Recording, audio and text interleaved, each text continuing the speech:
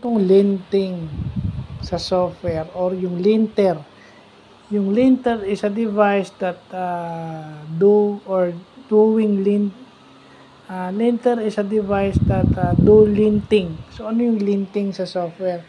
Ito rin yung tinatawag na static code analyzer. Kasi sa compiler subject namin, ang tinuro sa amin is yung static code analyzer, no? At saka yung linting. So review to, no? Ito yung mga bagay na kasi ang pinaka-emphasis lang, ang tinuro lang ni Sir nung teacher namin na si Sir Aris is yung static code analyzer.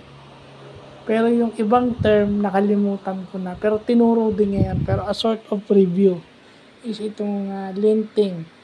The device that do the linting is linter. So yun yung static code analyzer.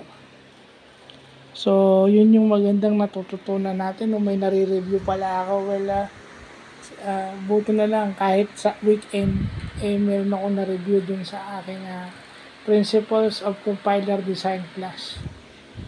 So yun lang po.